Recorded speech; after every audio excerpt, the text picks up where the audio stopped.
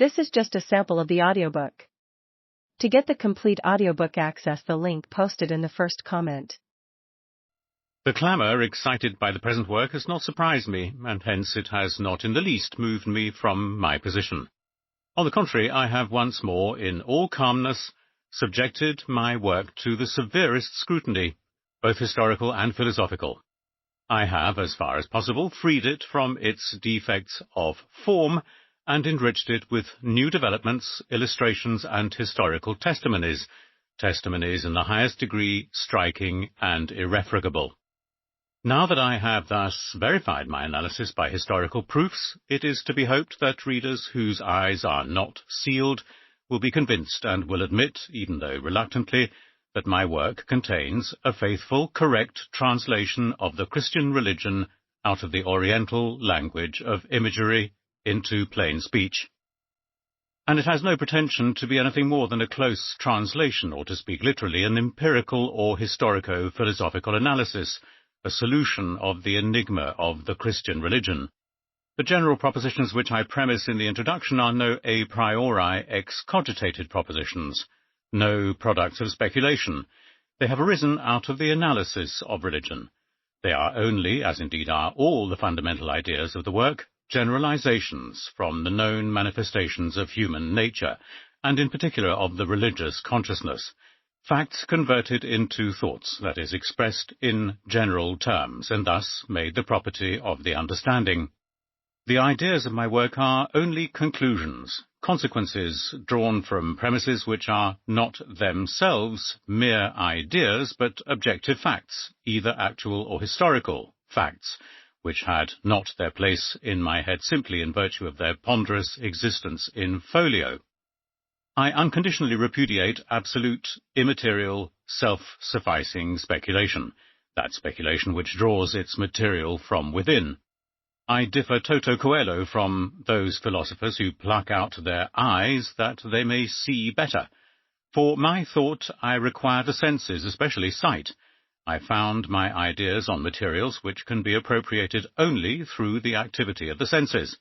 I do not generate the object from the thought, but the thought from the object. And I hold that alone to be an object which has an existence beyond one's own brain. I am an idealist only in the region of practical philosophy. That is, I do not regard the limits of the past and present as the limits of humanity of the future. On the contrary, I firmly believe that many things, yes, many things, which, with the short-sighted, pusillanimous, practical men of today pass for flights of imagination, for ideas never to be realized, for mere chimeras, will tomorrow, that is, in the next century, centuries in individual life are days in the life of humanity, exist in full reality. Briefly, the idea is to me only faith in the historical future, in the triumph of truth and virtue. It has for me only a political and moral significance, for in the sphere of strictly theoretical philosophy I attach myself, in direct opposition to the Hegelian philosophy, only to realism, to materialism in the sense above indicated.